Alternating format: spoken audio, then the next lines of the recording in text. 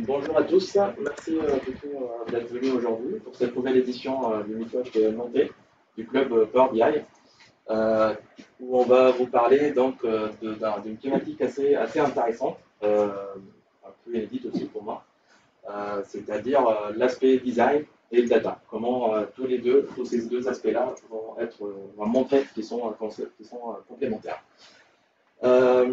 Donc, merci beaucoup à notre hôte, Micropole. Merci à Rodolphe d'organiser ce meet-up chez vous dans vos locaux. Je te laisse la parole pour poser un petit mot. Merci à tous aussi d'être présents. Quand Aurélie est venue me voir pour me présenter le concept, j'ai adhéré tout de suite parce que je trouvais ça hyper intéressant qu'on reçoive sur ce meet-up. Et je pense qu'avec les deux UX, Bérénice et Thomas, ils ont préparé une petite séance ce soir qui va être normalement très sympathique. Donc je vous souhaite une bonne soirée. Merci beaucoup, Rodolphe. Alors, on va commencer par la séquence habituelle du Meetup Power BI. Donc, on va parler un peu des actualités du club, les actualités communautaires. Premier point, j'aimerais bien rappeler qu'il y a un site, clubpowerbi.com, à partir duquel vous pouvez accéder à un forum. Bien sûr, il y a plein d'autres choses en plus du forum, mais je pense qu'il est très intéressant de faire un petit focus sur le forum. Pourquoi? Tout simplement parce qu'il y a pas mal de discussions qui sont ouvertes. Les gens sont très réactifs, donc vous pouvez aller là-dessus, poster votre question, et il va y avoir pas mal de personnes de la communauté qui vont répondre. Donc il n'y a pas uniquement des administrateurs et des gens avec un accès, on va dire, public, etc. Non. Tout le monde, vous pouvez poser vos questions, comme aussi vous pouvez répondre à des questions qui sont postées. Je vais vous montrer rapidement la page qui permet d'y accéder. Donc c'est clubpowerbi.com. Je passe toujours par clubpowerbi.com, et après j'accède au forum. User group. Voilà. Donc là, on voit qu'il y a quelques 663 discussions. Ça parle des sujets vraiment là, c'est très récent, hein, donc c'est très actif. Hein, donc là, on voit des discussions du 3, donc ça c'est des upcoming events. Les discussions, ça traite de tout en fait, du DAX, le Power Query, modélisation, conception, etc. Oui, donc 10 heures, il y a 10 heures, il y a quelqu'un qui a répondu sur un truc. Hier, il y a 4 jours, etc. Donc, on voit que c'est vraiment très bien animé. Donc, je vous invite à aller dessus, à créer un compte et participer justement aux discussions sur ce forum.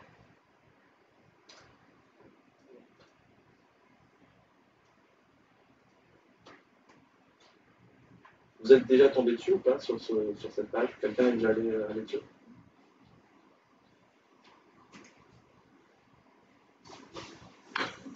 Les prochains meet-up, le prochain, ce sera à Paris, le lundi, je crois, c'est ça, lundi 7 octobre, où Jean-Pierre et Tristan, Jean-Pierre qui est parmi nous aujourd'hui. Je ne sais pas, pour ceux qui ne connaissent pas Jean-Pierre, c'est l'un des deux fondateurs du club Power BI, avec Tristan. Donc Jean-Pierre et Tristan parleront de tout ce qui est partage et collaboration dans Power BI. Le 14 octobre à Lyon avec Thomas, où il va vous parler de la méthodologie de travail sous Power BI.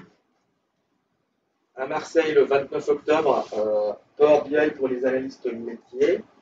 Et à Nantes, le 19 novembre, on va rester sur la thématique DataVis et on va voir comment on passe de la théorie à la pratique. Et ce meet-up à Nantes, il sera organisé par A56 à Saint-Herblain à Nantes. Alors, les dernières nouveautés, avant de passer la main aux collègues chez Micropole pour parler de la thématique DataVis et UX/UI. On va faire un petit tour des dernières nouveautés, principalement bien sûr sur le mois de septembre. On a pris quelques points, on n'a pas le temps justement de tout parcourir, mais on a sélectionné quelques thématiques qui peuvent être intéressantes. On parle souvent des nouveautés côté Power BI Service, Power BI Desktop, mais je préfère aussi qu'on évoque Power BI Report Server parce qu'il y a une mise à jour qui est sortie il n'y a pas très longtemps, qui va intéresser certaines personnes présentes ici. Donc comme vous le savez tous, c'est la version on-prem de Power BI. Donc, vous avez Power BI Service, donc la partie cloud, Power BI Report Server, c'est la partie on-prem. Le cycle d'évolution, de sortie de release sur Power BI Report Server ne sort pas tous les mois comme Power BI Desktop, donc on a une release tous les 4 mois à peu près. Donc on a normalement 3 releases par an. Donc une au début d'année, une vers le mois de mai, de juin ou de juin, et une vers le mois de septembre en fait. Power BI Paginated Reports aussi. Je sais pas si... Déjà sur Power BI Report Server, il y a des gens qui l'utilisent ou pas? Donc on voit très bien que c'est pas... La proportion de Power BI Report Server en termes d'usage est largement inférieure à Power BI Cloud. Paginated Reports, il y a des gens qui commencent à en faire. Personne. Faire du SSRS dans Power BI, c'est pas top. Après, l'idée de Paginated Reports dans Power BI, c'est de disposer d'un seul point de diffusion de reporting, on va dire. On a tout ce qui est interactif, reporting interactif, DataVis, donc c'est avec Power BI, tout ce qui est Pixel Perfect, tout ce qui est rapport paginé, tel que Microsoft le décrit, comme ça va être avec SSR. Donc on n'est pas sur les mêmes usages, hein, ça serait un autre débat. Donc voilà, il y a une mise à jour qui est sortie aussi il n'y a pas très longtemps, donc il y a quelques jours, en 27 ans. Power BI Desktop, quelques points qu'on va essayer de parcourir rapidement aussi. Des nouveautés en septembre, du coup, c'est la personnalisation des thèmes, donc une nouvelle liste de thèmes par défaut, avec aussi la personnalisation même des thèmes, avec des nouvelles classes qui sont utilisables dans le JSON de paramétrage. Les nouveaux custom visuels, du coup, la nouvelle façon de gérer les custom visuels pour les épingler, les piner, les impiner au niveau de la zone de visuel. La personnalisation du formatage des données, donc on va essayer de parcourir tout ça. Et bien sûr, tous les mois, après la sortie de l'actualisation de la nouvelle version d'un desktop, d'un Power BI Desktop, il y a toujours la mise à jour côté on-prem Data Gateway pour justement couvrir les nouveautés du desktop. Alors, pour la partie Power BI Report Server, donc aujourd'hui, comme je disais, on n'est pas sur le même cycle d'évolution. Donc on est souvent en retard par rapport à ce que vous avez sur la partie cloud. Mais là, quand j'ai parcouru un peu ce que ça embarque, on se retrouve quasiment avec les mêmes fonctionnalités qu'on trouve dans la partie cloud. Donc là, on voit une petite copie d'écran de Power BI Desktop qui est dédié au Power BI Report Server parce qu'on n'a pas le même client, on a 2 clients différents. Et là, on retrouve à peu près le même look and feel qu'on a actuellement sur le Power BI Desktop pour faire du Power BI Cloud. Donc on a la nouvelle interface, on a le nouveau volet de filtre qui apparaît ici. Vous voyez là. On a également tout ce qui est fonctionnalité autour de mise en forme conditionnelle, etc. Pardon. Pour la partie Power BI Paginated Reports, donc on a la prise en charge des commentaires. Donc on peut faire des commentaires sur les rapports SSRS dans Power BI. On a la prise en charge de l'incorporation des rapports paginés aussi. C'est quelque chose qui existait sur la partie interactive, report interactif. Et on a aussi un nouvel outil, mais au niveau communautaire, donc ce n'est pas supporté par Microsoft, qui est accessible sur GitHub et qui permet d'analyser votre SSRS ou vos rapports SSRS existants en-prem et essayer de mesurer si on est capable justement de les monter sur le cloud ou pas, c'est-à-dire vers Power BI Paginated Report. Donc c'est un outil assez intéressant qui va permettre justement d'accélérer la migration vers le cloud de vos rapports SSRS. Alors, je vais attaquer maintenant la partie Power BI Desktop pour commencer ici à parler de la personnalisation des thèmes. Donc comme vous le voyez ici, il y a un petit JSON.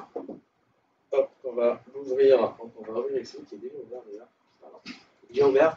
Et donc on voit apparaître les nouvelles classes, donc les textes classes qui vont nous permettre de customiser tout ce qui est lié à ces options-là dans le rapport. On va dérouler un exemple qui va vous parler.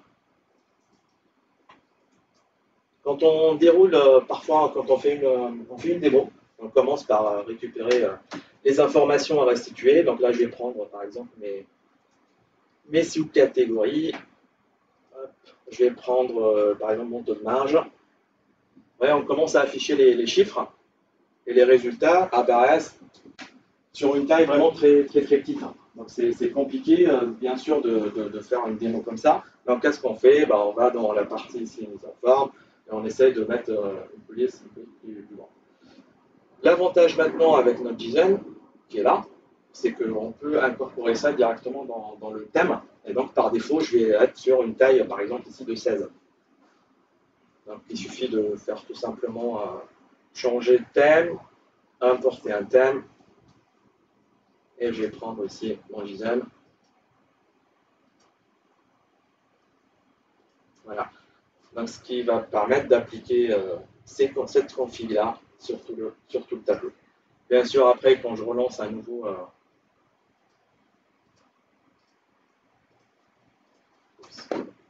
quand je relance une nouvelle analyse ou une nouvelle vue, visualisation, je mets en mode table. Ouais, j'ai la même config qui va s'appliquer.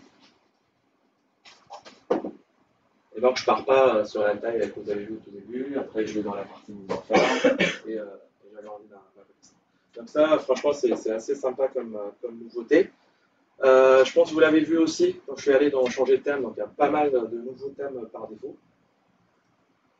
Donc, si je vais sur ici mon premier tableau.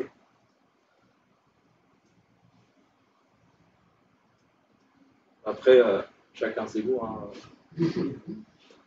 Gratte-ciel, etc., etc. Après, pour ceux qui sont fans, qui ne veulent pas changer de l'ancien, ne veulent pas changer l'ancien thème, vous pouvez le retrouver dans autre thème, je crois que c'est classique. Voilà, là on retrouve nos couleurs habituelles dans Power BI.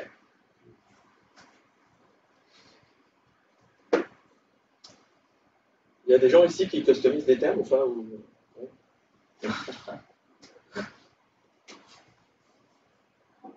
Moi, je pense que c'est très, ça permet d'industrialiser facilement, enfin, faciliter l'industrialisation et le déploiement à une grande échelle de rapports Power BI pour respecter justement un même look and feel, même jeu de couleurs, etc.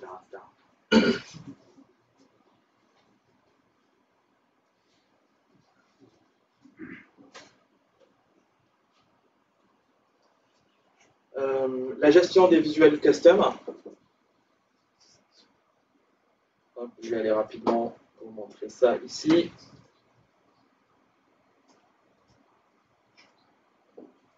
Donc là, je vais importer un custom visuel, importer à partir de la marketplace.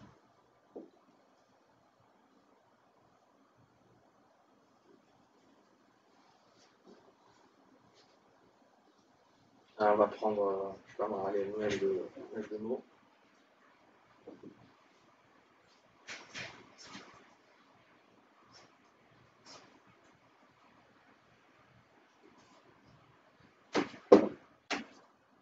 Je ne le vois pas. Vous le voyez?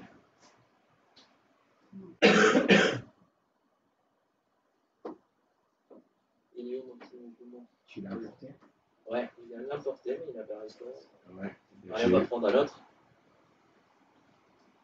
Je me demande si c'est pas un bug qui a le même problème. Ah si, il était là. Mais il n'apparaissait pas, mais quand j'ai rajouté le deuxième, il est apparu. Ouais, moi aussi, T'as vu ça aussi. Et c'est encore en preview. Hein, donc, voilà, quand ça marche pas, c'est... Donc là, ça apparaît dans la zone dédiée justement au custom visuel. Donc si je prends mon nuage de mots, je peux du coup l'épingler au volet des visualisations. Donc là, il va monter là-haut avec les autres visuels par défaut. Un autre truc aussi qui est sympa, c'est qu'on peut maintenant aller sur le visuel et on a un petit menu ici à propos d'eux qui va nous afficher la version, qui va nous afficher l'ID, le nom, la source aussi, et ainsi que tous les supports. Moi, je pense qu'on aurait mis aussi l'éditeur pour savoir si c'est Microsoft qui a développé le custom visual ou pas, mais on n'a pas. On a des ID, je ne sais pas à quoi ça va nous servir, mais bon.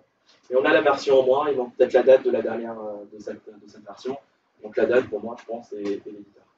Je pense que c'est une erreur aussi à rajouter.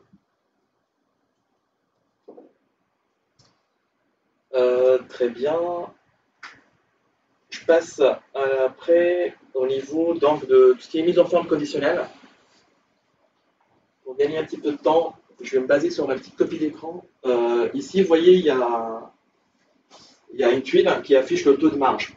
Donc là, je ne travaille pas uniquement sur sur le champ que j'affiche, donc la couleur du champ. Je travaille aussi sur le border. Donc je peux gérer avec une mise en forme conditionnelle mon border. Donc ça c'est nouveau dans la version de septembre. Donc là, normalement, j'ai ça ici. Voilà. J'ai ça ici. Hop, donc je change, je sais pas, là, on va agrandir un peu. Voilà. Vous voyez, le border, il change. Du coup, si c'est positif, je passe en vert. Je fais du vert. Et si c'est négatif, je fais du rouge. Donc, comment ça s'est géré? Ça va être au niveau de la propriété bordure. On va pouvoir ici gérer. Donc, on voit le petit fx qui apparaît. C'est un peu comme dans SSRS aussi. Hein, on peut gérer des expressions dans SSRS avec le petit fx. On voit du coup fx apparaître. Là, c'est pareil. Je fais mise en forme conditionnelle et là je vois ma petite règle. Voilà, si c'est négatif rouge, si c'est positif, on met ça en vert. Toujours dans le sens de formatage, mise en forme et formatage d'indicateurs.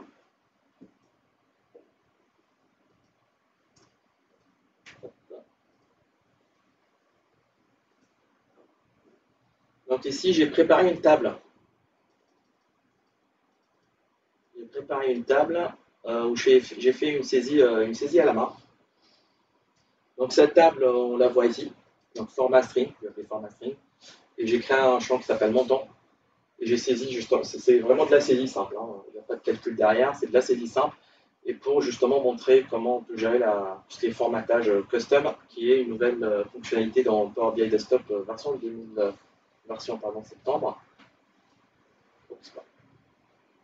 Je vais aller côté modélisation. Donc, je suis déjà dessus. Donc là, quand vous allez côté modèle, donc je vais sur le champ qui est où l'indicateur, la mesure.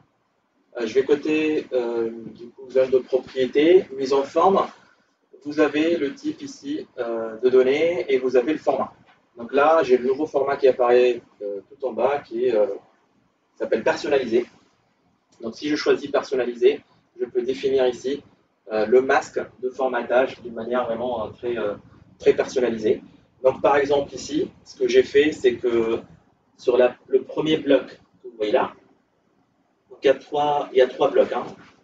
C'est séparé par point virgule. Donc ça, c'est le premier bloc. Le deuxième bloc, il se termine ici. Et le troisième bloc. Le premier bloc, c'est le masque d'affichage pour les valeurs positives.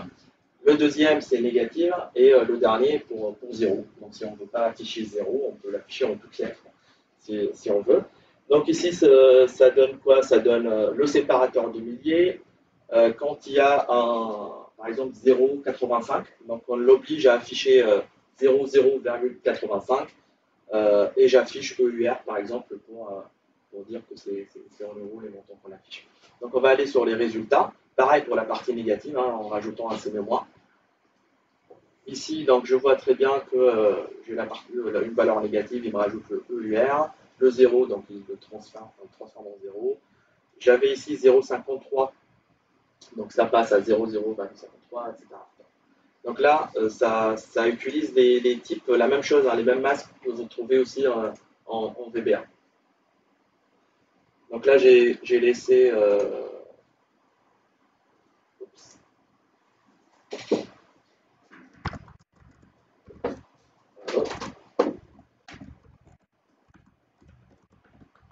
Je vais aller sur la modification de requête.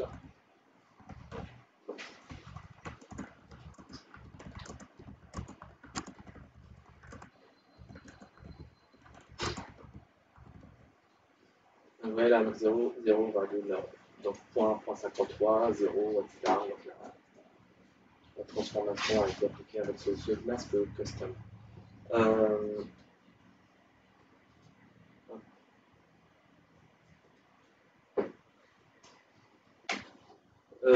La nouvelle version donc, de septembre a embarqué aussi quelques nouvelles fonctions DAX, remove filters, je crois, et une deuxième que j'ai plus en tête. J'ai voulu rapidement faire le tour des fonctionnalités plutôt liées à tout ce qui est data visualisation, donc à ce qu'on voit, pour justement faire le lien avec l'atelier qu'on va vous présenter juste après. Je vous passe la main du coup.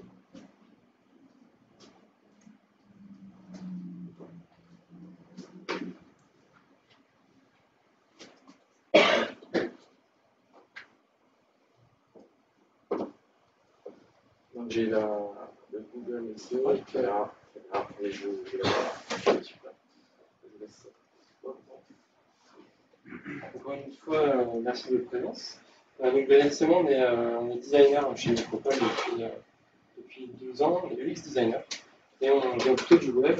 Et petit à petit, on a été amené à travailler sur des projets data. On s'est rendu compte que l'approche par les data et l'approche par le design étaient souvent complémentaires et pouvaient apporter pas mal de valeur au projet. On va essayer d'être convaincant ce soir. Donc on a découpé la présentation en 3 points. Déjà, de faire un focus sur ce qu'est le design et l'expérience utilisateur. Tout le monde a dû en entendre parler sans forcément savoir vraiment ce qu'il y avait derrière ces mots-là. Un deuxième temps qui va être sur le design au sein d'un projet. Et puis, on terminera par un atelier ensemble participatif. On va vous faire travailler un petit peu. Donc, le design, c'est la question qu'on vous pose ce soir, c'est qu'est-ce que c'est pour vous le design, un designer, est-ce que ça vous parle? Est-ce que ça vous évoque? Est-ce que vous en avez déjà entendu parler? J'aime du fond de faire des Ok, beau, sexy, et Qui répond à une problématique. Qui répond à une problématique. Ok. Alors, c'est ça en partie. Donc, la définition, c'est que c'est une activité de création. Et ce qui est intéressant de souligner, c'est que le but premier du design, c'est d'inventer ou d'améliorer un usage. Et cet usage-là, il peut reposer sur un produit ou un service. Et donc, ça peut être matériel ou immatériel. Donc là, tout de suite, on se rend compte que c'est extrêmement large. C'est à différencier aussi de l'artisanat ou de l'art, qui sont toutes les deux aussi une activité de création. Le design a ceci de particulier qui répond, comme vous l'avez dit, à un besoin concret. Et puis il y a l'idée en série, industrielle à grande échelle. Donc, peu de personnes font des choses en série avec des besoins concrets. Le design, en gros, c'est de la conception. Et puis c'est un métier qui date pas d'hier. On en entend beaucoup parler parce que c'est assez proche du numérique.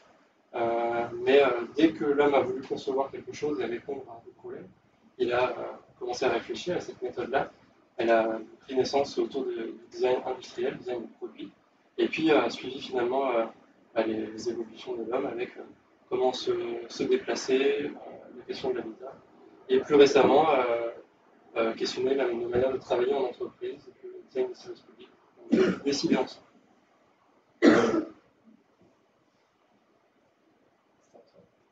Je crois. C'est bon. Donc nos terrains de jeu, ils sont aujourd'hui très larges. C'est des domaines dans lesquels on pourrait travailler. À Micropole, et pour vous, c'était plus du design d'interactivité, donc c'est du design d'interface, de service. Mais il y a énormément d'autres terrains de jeu. Et récemment, il y a eu une vraie bascule dans le métier de designer.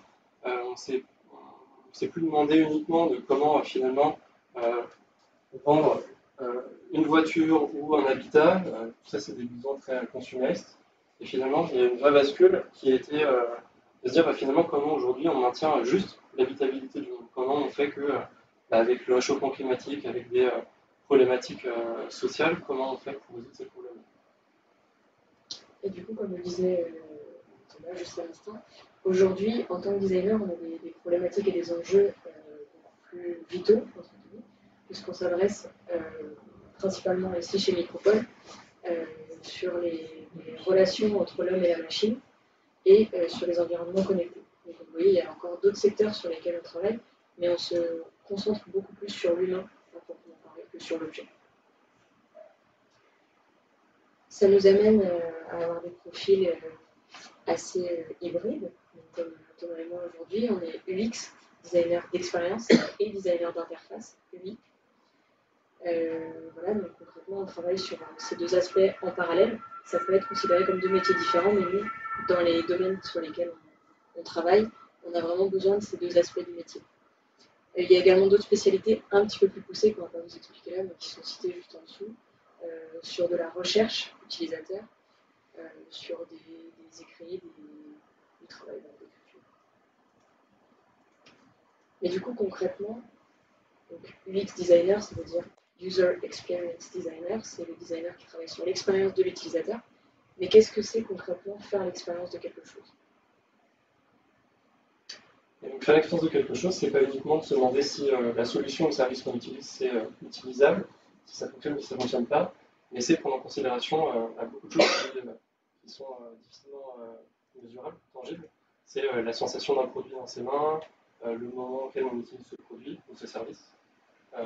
Et donc, c'est considérer qu'il y a énormément de points à prendre en compte. C'est se demander ce que l'utilisateur va penser quand il utilise un produit ou un service, où est-ce qu'il est géographiquement, culturellement, ses habitudes. Donc, c'est des choses qui sont plus proches de la sociologie.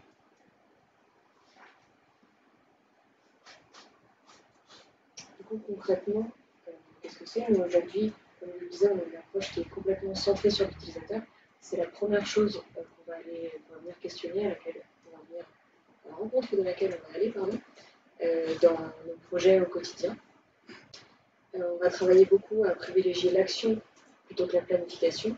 Et enfin, on va sans cesse se re-questionner, autant sur ce qui se passe dans le monde aujourd'hui, les nouvelles technologies, mais aussi au sein même de nos projets, pour venir re-questionner des besoins. On va toujours revenir vers l'utilisateur à un moment donné. Donc on part de lui et on revient sans cesse en boucle vers lui. On utilise différentes méthodologies dans notre métier. Ici, chez Micropole, on en utilise une en particulier qui est appelée le modèle du double diamant. Ça nous permet en fait de faire diverger et converger nos idées au sein d'un projet. Donc, je vais vous expliquer un petit peu plus en détail ce qui se passe. Donc, vous voyez les 4 phases. On va les explorer un petit peu plus. Donc on a une première phase qui est donc de divergence des idées, qui va presque fonctionner comme une approche carrément sociologique. Comme je le disais, c'est le premier point de notre travail. On va aller à la rencontre des utilisateurs, on va aller sur le terrain, on va aller les observer, les écouter et noter le besoin. Donc c'est un petit peu la différence des projets qui peuvent être menés en parallèle, où on va simplement répondre à une demande de client et répondre pour se rendre compte par la suite que ça ne répondait pas bien aux besoins des utilisateurs.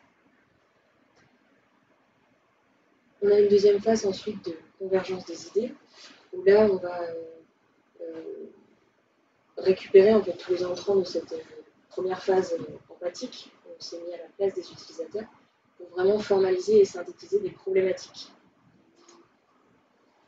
Suite à ça, on va à nouveau faire diverger nos idées en essayant, donc, avec les utilisateurs, avec les clients, avec tous les acteurs du projet, en fait, de générer des idées afin d'arriver à notre quatrième et dernière phase de ce double diamant, qui est la conception d'une solution, qui ne s'arrête pas exactement là, puisqu'on va ensuite prototyper et réitérer derrière en faisant des phases de test, encore une fois, avec les utilisateurs. Pour conclure, il y a deux approches qu'on fait à Micropole et qui sont pour nous assez complémentaires. C'est l'approche centrée data, où on part des indicateurs et des axes d'analyse pour ensuite se questionner en se disant à quoi ça peut servir et finalement on essaie d'inventer un besoin, on essaie de plier la réalité souvent des usages des utilisateurs pour que ça réponde à la matière dont on dispose déjà. Et une autre approche qui est complémentaire où on commence par identifier les utilisateurs, on cadre vraiment les besoins, et ensuite on va récolter les données. Donc maintenant, on va essayer avec vous de mettre en pratique la première phase du projet, comme je vous l'ai expliqué, de recueil du besoin, qui est presque une phase de cadrage en fait dans un projet. Vous allez devoir faire preuve d'empathie pour vous mettre à la place de certains collaborateurs du Micropole, puisqu'on vous fait travailler sur un projet fictif qui est de changer de locaux. Donc chez Micropole, voilà, on établit un petit peu le contexte. On occupe aujourd'hui 2 étages de ce bâtiment rue Paul Bellamy, mais les locaux deviennent un peu petits puisqu'on engage beaucoup de nouveaux talents, et donc il faut qu'on déménage. La problématique est donc comment choisir de nouveaux locaux qui répondront aux besoins actuels, mais aussi futurs, des collaborateurs. Donc, ce que je vous propose maintenant, c'est de faire 5 équipes. Vous êtes à peu près 5 par groupe, si je ne m'abuse, peut-être 4. Et on va demander aux collaborateurs Micropole de se dispatcher dans les groupes. On aura des missions ensemble. Voilà. Donc, l'objectif, c'est de travailler sur ces supports-là, qui sont des supports de persona. Vous allez devoir piocher un métier. En fait, on a écrit 5 métiers qui nous semblent intéressants à exploiter au sein des collaborateurs. Et vous allez par groupe devoir imaginer la vie, le quotidien, et surtout ce dont va avoir besoin ce collaborateur dans le contexte d'un déménagement. Donc il y a 5 spots, 2 ici et 3 dans le fond de la salle. J'ai été, comme je disais, à peu près 4 par support.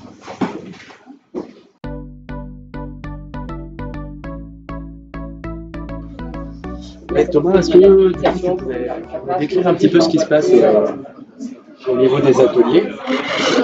Les participants sont rejoints par petits groupes de travail et on leur demande d'imaginer des personnages fictifs, des personnages pour on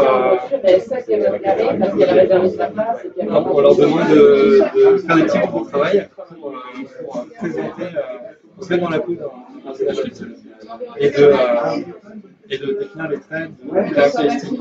Ça peut être des caractéristiques sociales, professionnelles, et ça permet vraiment de cadrer les utilisateurs pour lesquels on va concevoir derrière une solution. Hyper gris, Par exemple, une chef de projet, et ils imaginent tout un univers autour de cette chef de projet. Donc, elle s'appelle Louise, et on fait se questionner sur de quoi a besoin cette chef de projet dans la solution. Un développeur junior, un commercial, un chef d'agence, un responsable d'agence, un manager. Voilà. Donc, l'étape d'après, chaque groupe de travail pitch finalement présente son utilisateur. Et en fait, on va regrouper tous ces éléments-là et on va construire le cahier des charges de notre projet. C'est une étape de cadrage.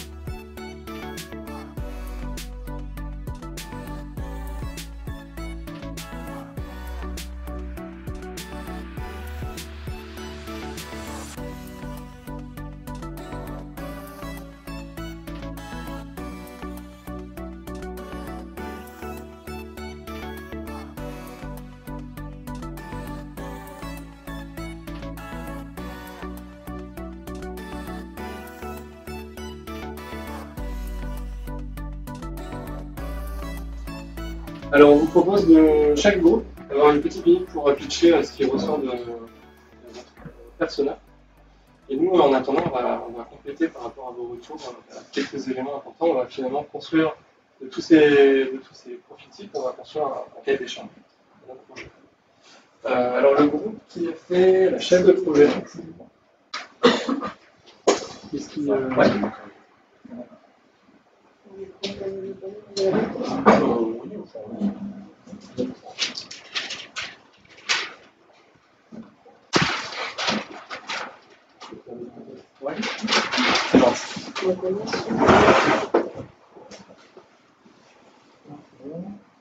Donc assez rapidement, une minute, on va vous parler de Louise. Donc Louise, c'est une chef de projet de 40 ans.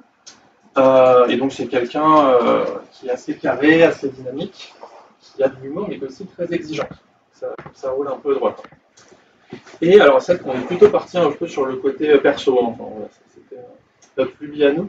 Donc on s'est dit que si quelque part elle est chef de projet à Micropole, c'est qu'elle y est peut-être depuis un petit moment. Que comme c'est assez accessible dans les transports en commun, elle est sans doute en transport en commun. Que donc vu qu'il y a le C2 qui passe juste à côté, du coup elle est peut-être par rapport à ça. Donc elle est en tout cas sur un endroit qui est accessible en transport en commun. Si les locaux changent, elle va être un peu flouée parce qu'en plus elle a acheté sa maison à bâtiment récemment quand elle a eu le deuxième enfant. Donc là l'idée justement c'est qu'elle ne se dise pas merde je dois déménager, c'est compliqué. Donc on se dit déjà premièrement il faut que ce soit un endroit qui soit assez accessible pour les transports en commun. En plus des fois cette dame elle a des déplacements en clientèle, enfin des comités de projet, même des fois elle doit aller à Paris pour les faire. Donc c'est-à-dire qu'il faut aussi que ça soit assez accessible sur la partie gare. Et puis également, du coup, en voiture, il y a aussi des places de parking. Par contre, elle n'a pas besoin de tout le temps venir en parking, c'est seulement le jeudi soir quand elle amène son petit dernier au basket. Donc là, du coup, nous, ce qu'on se dit, c'est qu'il y a besoin d'avoir un système de places de parking, pas pour tout le monde, mais flottante. Elle le réservera jeudi, et puis son collègue le prendra un autre moment. Donc voilà un peu pour la partie transport. Niveau organisation, donc, comme on nous avait dit, elle est tout le temps avec son équipe, mais comme elle est un peu chiante, on a dit exigeante, mais c'était pour être poli, du coup, il faut aussi qu'à un moment donné, elle puisse respirer. Comme elle est tout le temps au téléphone, c'est insupportable, on n'entend plus qu'elle. Donc on se dit, il faut quand même à un moment donné qu'elle ait une salle ou un système 2 pour qu'elle puisse passer ses appels téléphone en paix, et comme ça le reste de l'équipe travaille. Et puis, donc ce qu'on se dit aussi, c'est que avoir des outils de management visuel, ça pourrait être pas mal à penser dans les locaux pour qu'ensuite elle puisse animer les réunions, puisqu'elle est aussi Scrum Master, hein, c'est mis sur le tas. Voilà, et puis on s'est dit que comme elle arrive tôt le matin, elle a quand même besoin d'une machine à café qui t'envoie un petit peu, donc on s'est dit que elle va pas prendre une machine à café à capsule toute pourrie, donc là c'est vraiment du café grain, commerce équitable, qualité. Et puis comme elle a une charge mentale, cette dame, on se dit que c'est pas mal aussi qu'elle puisse faire du sport le midi un peu pour se détendre, qu'il y ait des espaces verts, qu'il y ait un espace de détente au sein de ces nouveaux locaux. Voilà, donc j'espère qu'avec ces quelques mots, vous êtes mis dans la peau de Louise, qui a 40 ans, qui travaille à Micropole. Merci beaucoup.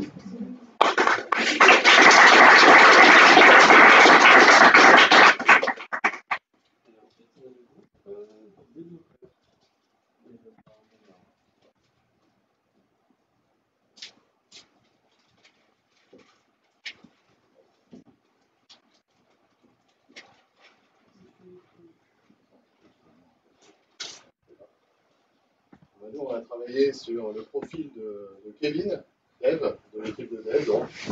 Et Kevin, il est quoi? Il est développeur junior au sein de Micropole. Donc il a 25 ans. Voilà, il a d'intégrer les équipes, il a fait son stage de fin d'études, tout va bien. Alors le profil, il est célibataire. Côté perso, côté personnalité, alors il est très brillant, il est techno-curieux, il est passionné, il est aussi auto-centré. Donc ça notamment sur certains aspects, on verra un peu plus tard. Et il est aussi un peu brouillon parce que voilà, la documentation, c'est pas encore son truc, donc voilà, c'est un génie du développement du code, mais le rédactionnel, ça verra peut-être après. Alors, la punchline, c'est l'exigence sans contrainte. C'est-à-dire que lui, il aime beaucoup faire, il s'implique énormément, mais bon, il ne veut pas de contraintes dans son écosystème. Alors, ce qu'il a besoin, côté transport, donc il vient en trottinette électrique, hein, c'est très tendance, voilà, il a la dernière machine, donc ça va vite, il habite dans le centre de Nantes, donc il veut de la proximité, beaucoup de proximité, et il prend parfois les transports en commun. Donc il faut que les locaux soient pas trop loin pour que monsieur n'ait pas trop de chemin à faire. Ni pour venir, ni pour rentrer. Et il a aussi des horaires, alors l'organisation du travail, il aime les horaires flexibles, forcément, puisque comme côté vie personnelle, il sort beaucoup. Le soir, après le travail, il fait les after-work, il fait les meet-up, voire plus si affinité.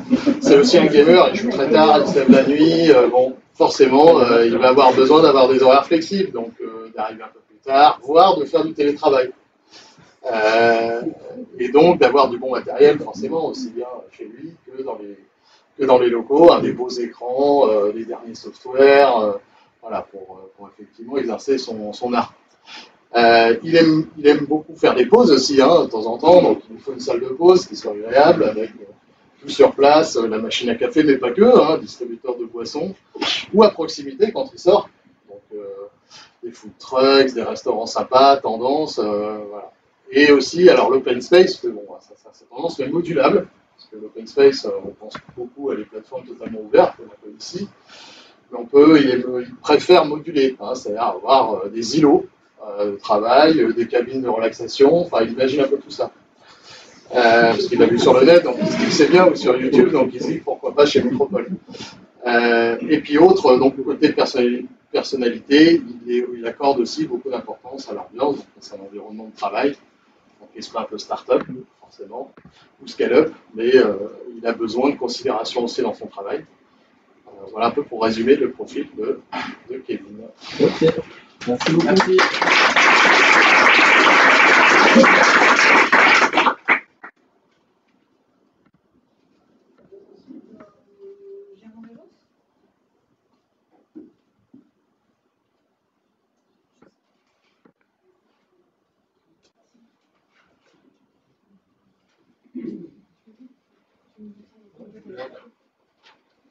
C'est Jacqueline de Martin, qui a 35 ans, qui a 2 enfants, qui est divorcée, qui est responsable d'agence. Ses 2 enfants ont 10 et 5 ans. Elle est bonne, elle est très et son modèle, c'est l'accueil de notre travail. Donc côté perso, en fait, elle vient, on travaille en vélo électrique. Donc elle a besoin d'avoir un parking à vélo sécurisé, de poser son vélo, et aussi pour ses collaborateurs, parce qu'elle a pas mal de collaborateurs qui ont des vélos sécurisés. Elle a besoin que ce soit proche des transports en commun, donc tramway, bus, station de métro, gare, à la fois en fait, pour que ses collaborateurs puissent venir par tous les moyens existants à l'agence, et aussi pour se déplacer parce que les collaborateurs, ils sont chez les clients, et donc ils sont amenés aussi à prendre le train ou autre moyen de transport. Côté vie personnelle, oui, je ne vous ai pas dit, elle mange bio, elle mange bio. Donc elle aimerait bien avoir un petit marché pas loin de son travail pour aller faire ses courses. Soit un marché, soit un magasin bio. Et puis aussi que ce soit proche des écoles, au moins d'une école primaire et d'un collège pour ses enfants, pour qu'elles puissent les déposer les mains. Et que ce soit aussi proche du gouvernement. Alors tout ça, ça marche pour elle, mais ça marche aussi pour ses collaborateurs, qui potentiellement aussi déjà des enfants. Alors tous ces collaborateurs n'ont pas encore d'enfants, certains sont encore plus jeunes et viennent un peu plus de début de leur vie, donc ils aimeraient bien le soir avoir des bars à proximité de l'agence pour faire des apéros. Et puis aussi avoir des restos de midi dans le travail, aussi déjeuner avec ses collègues dans un cadre en dehors de l'agence. Malgré tout, même s'il y a des restaurants, il faut aussi qu'il y ait une grande cuisine, parce que beaucoup de collaborateurs aussi aiment bien de l'agence, apportent leur repas, et donc c'est aussi convivial d'avoir un grand espace dans les locaux pour pouvoir tous déjeuner ensemble et partager, échanger le midi. Alors Jacqueline, elle est économe, mais aussi de par sa fonction, voilà, on a forcément cette restriction budgétaire, donc de faire attention au budget, donc il faut que les loyers des futurs locaux ne soient pas plus élevés que ceux d'aujourd'hui. Côté travail, donc il y a besoin de salles de réunion, et aussi d'espaces ouverts pour que les collaborateurs puissent échanger facilement. Il faut un grand espace pour accueillir jusqu'à 70 personnes pour organiser des événements ou des réunions. Il faut aussi des petits bureaux, parce que voilà, en fonction des profils des collaborateurs, certains ont besoin de plus téléphoner ou d'échanger, et donc d'avoir de moins aussi gêner les autres collaborateurs que d'autres. Il faut un minimum de salle d'intervention, et puis 2 douches aussi, parce que les collaborateurs ont besoin de faire du sport au début. Elle aussi, on dit, donc il faut au minimum 2 douches. Et donc ça, c'est indispensable aussi des accès pour les personnes à mobilité réduite. Je trouve qu'on a si elle fait beaucoup, si le midi, voilà, qu'on avait assez speed, le midi est politique, donc il faut que ce soit pas loin des magasins. Ok, Merci.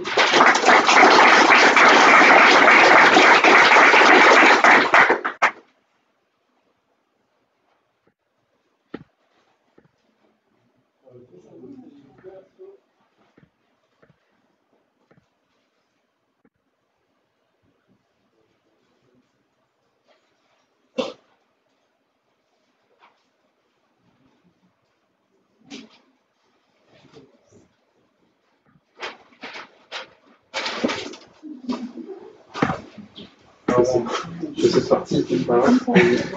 Alors, je vous présente Julien Shark, c'est notre nouveau commercial.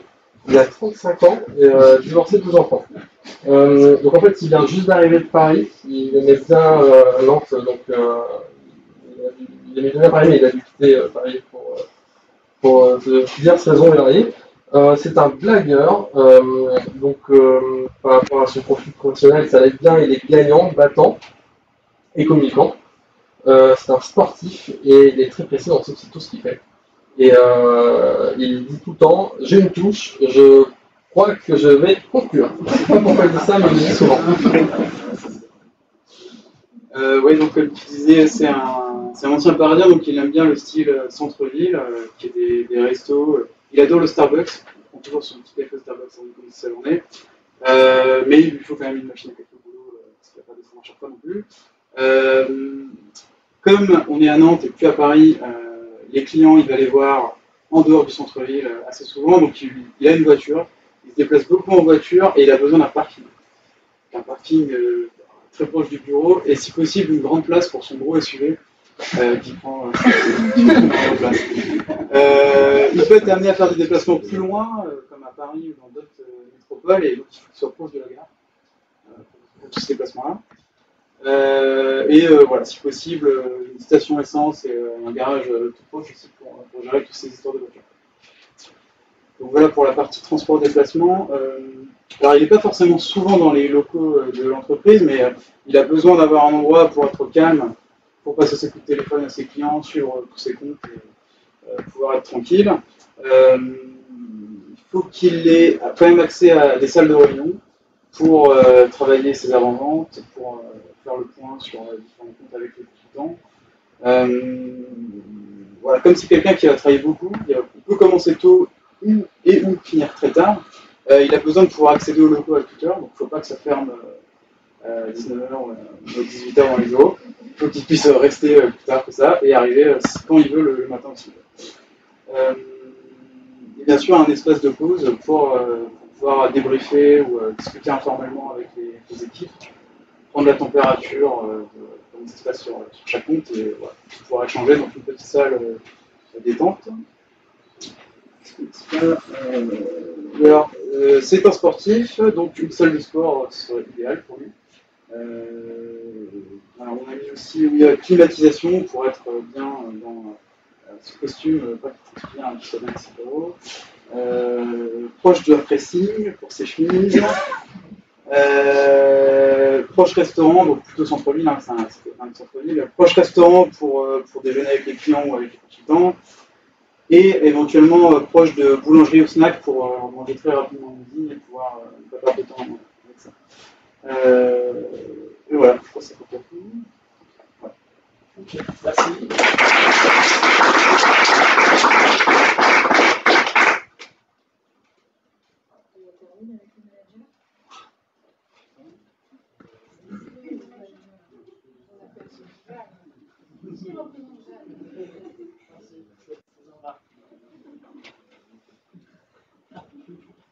Donc, la manager, Jérôme Durand, 41 ans, pas si vieille. Elle est mariée, elle a 2 enfants et une tortue. Ça, j'ai pas compris pourquoi. Mais, au niveau personnalité, elle est plutôt hyperactive, organisée. Elle gère plein de collaborateurs. C'est important. Elle est surveillante, bienveillante et sportive. Parce que ses collaborateurs le font misère. Au niveau déplacement, vu qu'elle a une vie quand même bien chargée, son boulot soit à côté de son travail. Elle vient en vélo, bien sûr, parce qu'elle fait attention à la planète. Elle utilise quand même des voitures pour les déplacements courts, notamment aller voir ses collaborateurs chez ses clients. Et elle ne veut surtout pas s'embêter à courir derrière sa voiture, donc il faut absolument une place de parking. et pas forcément en copartage de la voiture, parce qu'elle a besoin de se déplacer, ses collaborateurs sont pas prêts. Au niveau de sa vie personnelle, oui, il faut qu'il y ait une école à proximité pour ses enfants, c'est plus simple à gérer. Ça peut aussi avoir une crèche, c'est pas mal. De l'attention et avoir pouvoir faire du télétravail ou en tout cas aménager ses horaires. Au niveau organisation, elle a besoin de beaucoup d'espace, parce que de temps en temps, elle a besoin de rencontrer son collaborateur ou des clients, ou être au centre de ses équipes. Elle va beaucoup téléphoner, avoir des salles notamment super bien équipées pour pouvoir échanger, téléphoner avec des wifi, pas s'embêter avec des câbles, mais avec quand même un super réseau qui déchire un peu, avoir des horaires à partage. Et vu que c'est une charmante jeune femme, elle a besoin d'avoir un lieu de vie plutôt agréable avec des lumières naturelles, pas au fond d'un placard ou d'une cave, avoir des fenêtres, des décorations, des plantes, des vraies plantes, elle s'engage à les arroser régulièrement, et être à proximité du centre-ville. Des bars et des restaurants pour inviter ses collaborateurs s'ils bossent bien et qui rapportent pas mal. Voilà. Et donc sa phrase type, c'est dans 2 minutes, j'ai 2 minutes pour toi. C'est sa promesse, qu'elle ne fait jamais, mais c'est sa promesse. Merci beaucoup.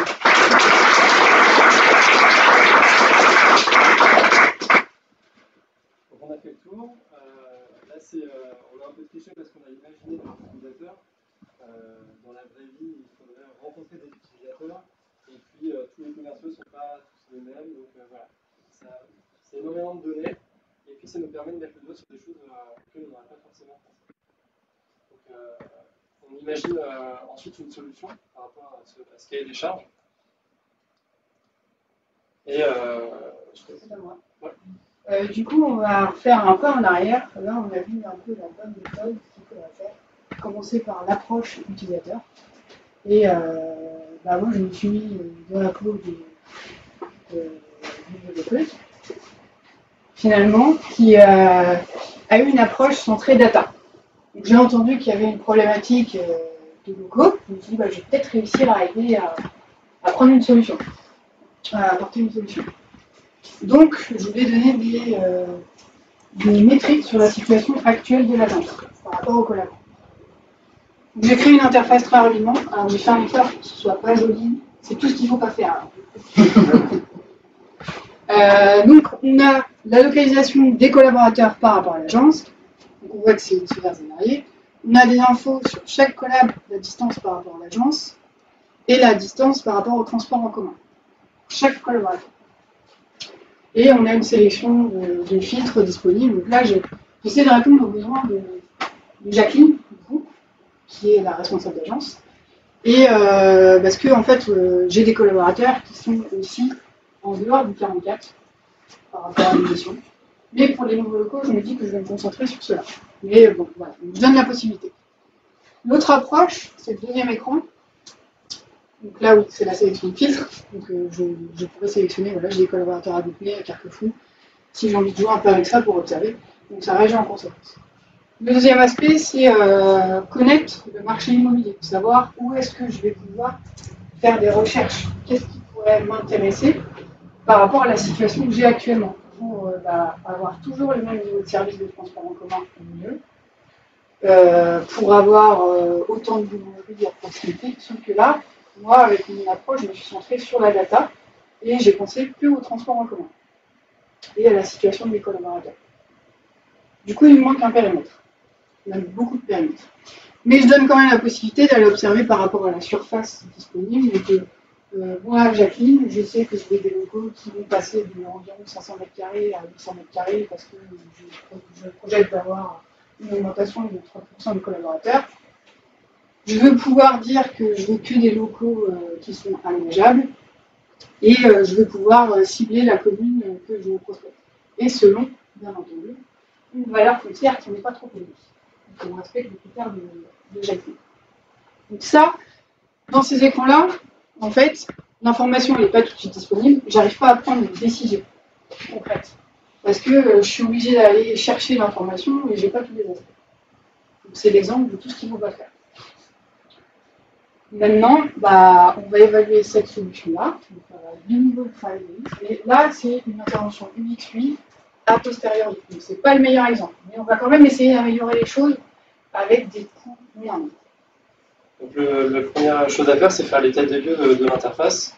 Et pour ça, il faut respecter des bonnes pratiques et des choses simples que vous pouvez mettre en place pour améliorer votre outil. Donc là, on ne va pas faire l'historique de l'interface, enfin, la conception de l'interface. C'est juste pour vous présenter que à différents endroits du monde dans les années 2000, il y a des chercheurs, et ce qui est intéressant, c'est de voir qu'il y a des chercheurs, des psychologues, des ingénieurs, des informaticiens qui se sont tous posé la question de finalement comment on évalue concrètement une interface, savoir si elle est efficiente ou pas. Et donc, concevoir une interface, ça ne s'improvise pas, il y a donné 5 principes, 5 bonnes pratiques à mettre en place pour améliorer vos interfaces. Donc le premier principe, le premier point qu'on peut améliorer assez simplement, c'est le principe de structure. L'idée, c'est de se dire que d'une page à l'autre, il faut qu'on ait le même squelette dans la page pour que l'utilisateur n'ait pas à chaque fois à réapprendre la manière dont est organisée l'information. Donc, sur la version d'Aurélie, on voit que d'une page à l'autre, la zone de navigation qui est la zone d'onglet, elle est fixe, parce qu'elle fait partie de l'outil. Et par contre, la zone de filtre, la zone de résultat, elle est changée d'une page à l'autre, sans raison finalement valable. Donc ce qu'on propose comme solution, c'est de se dire, on décide quelque chose et on s'y tient dans tout l'outil. Donc on a passé la navigation en onglet. Ça nous semble intéressant parce que ça permet de donner un titre aussi à chacune des pages. Et ça libère beaucoup de place en dessous de l'interface pour vraiment mettre du contenu intéressant. Et on se dit aussi que notre structure, elle doit faire la place au résultat. Donc la zone de filtre, on la considère juste sous forme de colonne, c'est suffisant. Et on laisse la part belle au résultat. Il y a un deuxième principe qui est le principe de visibilité. L'objectif, c'est de rendre visible pour l'utilisateur toutes les options pour une tâche de vue. Donc si on reprend le travail d'Aurélie, on est donc, comme disait Thomas, sur un système d'onglets qui vient se mettre ici et qui semble ne pas être le plus efficace possible, puisque là, il prend une place considérable comparé au nombre d'éléments qu'il veut mettre en avant. Ici, on n'a que 2 éléments. Ce que nous, on a proposé de faire, donc, comme disait Thomas, c'est de placer cette barre latérale en version horizontale afin de faire donc, un système d'onglets de pages, en fait, et comme disait Thomas, de permettre d'avoir un titre sur chaque résultat qui va arriver en dessous. Par ailleurs, ça nous a permis de glisser les filtres ici, en colonne, ce qui paraît beaucoup plus efficace, puisque ça nous permet d'interagir directement sur le contenu et d'ajouter un certain nombre de filtres. Donc là, on en a seulement quelques-uns, mais on voit que cet espace-là risque beaucoup plus qu'auparavant d'être Un troisième principe, c'est le principe de feedback, c'est d'être toujours que l'outil communique avec l'utilisateur vraiment en continu.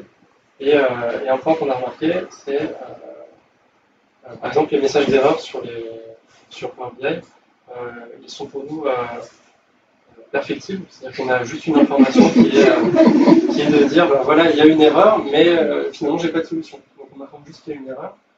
Je ne sais pas exactement quelle est l'erreur, je n'ai pas de solution. Donc dans le meilleur des mondes, et là on est vraiment dans le meilleur des mondes, l'idée serait de se dire voilà, on rend le message explicite, on explique ce qui s'est passé, et s'il y a une solution, on la propose à ce moment-là. Le quatrième principe, c'est le principe de tolérance. Donc là, ça va se vérifier extrêmement rapidement. Maintenant qu'on a changé, si je puis dire, l'espace des onglets pour en faire des titres, on a la place pour mettre les filtres et on tolère l'erreur. Là, je ne sais pas si vous pouvez voir correctement. On a différentes possibilités, donc on a repris et amélioré le principe d'Aurélie de pouvoir sélectionner plusieurs valeurs dans un même filtre. Ici, on offre la possibilité à l'utilisateur de se tromper et donc de revenir en arrière et d'annuler par un simple bouton qui vient se placer en haut. Et enfin, un dernier principe, c'est le principe de réutilisation.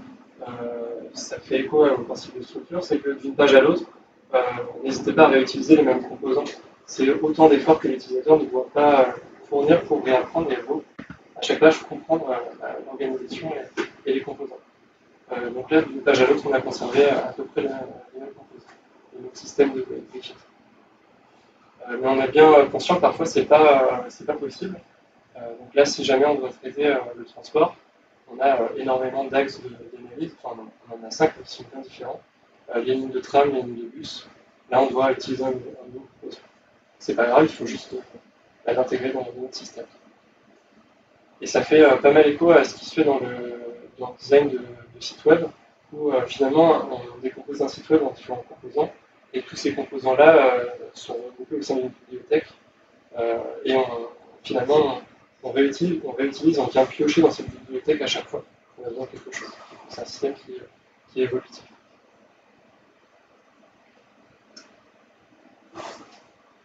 Et maintenant, après tout ça, qu'est-ce qu'on fait? Le plus important, comme on disait en introduction, c'est de toujours faire valider ces éléments-là par les utilisateurs. Donc ce qu'on a fait au tout début, on a émis une hypothèse ensemble, on a défini nos utilisateurs et on s'est mis à la place d'eux. On a essayé de comprendre vraiment quelle était leur expérience, leurs besoins. On l'a observé, on a interprété et on a fourni une solution. Mais ça, c'est quelque chose qui est itératif, qui doit se refaire. Donc, nous, notre objectif, là, c'est d'améliorer l'interface, d'améliorer l'expérience utilisateur. Donc, il faut qu'on aille voir les utilisateurs, qu'on valide avec eux que c'est bien les bons axes d'analyse, la représentation est bien suffisamment claire pour un travail. Du coup, la complexité de ça, de faire travailler les outils après avoir pensé des solutions, bien avoir avancé le projet, c'est que on a quand même des contraintes budgétaires, mais surtout des contraintes d'outils. Là, on a vu des exemples avec des onglets en haut tout à l'heure dans le maquette de Thomas et Bérénice. L'outil ne nous permet pas forcément de le faire. Donc il va falloir faire des compromis, mais l'enjeu en fait, c'est au plus tôt de connaître la sensibilité de l'utilisateur pour pouvoir voir de quelle manière on va pouvoir répondre aux besoins dans la limite de l'outil. Donc on a quand même pu aller ajouter le volet de filtre. On s'est séparé du volet de filtre proposé par défaut maintenant par l'outil Power BI qui peut s'ouvrir là. Donc on a trouvé que c'était moins interactif, donc on reporte ici et du coup on retrouve la fameuse structure commune à nos différents écrans. Et on essaie de rendre les informations plus visibles. Donc là, une des contraintes de l'outil qu'on avait, idéalement, on aurait voulu pouvoir superposer les lignes de transport en commun avec les collaborateurs et l'agence pour savoir comment ça interagit tout ça. Sauf que, déjà, il faut un module payant pour pouvoir faire JS, mais ça, c'est une autre histoire. Mais du coup, le compromis, c'est de les mettre à côté pour que l'information puisse être captée directement. Là où tout à l'heure, on avait pas le réseau de transport en commun. Et après, on essaie de donner des informations tout de suite interprétables. Là où tout à l'heure, on avait un listing avec chaque collaborateur, la distance à l'agence et la distance par rapport au transport en commun. On sait que sur les 63 collaborateurs qui sont dans le 44, ils sont en moyenne à 6,5 km de l'agence.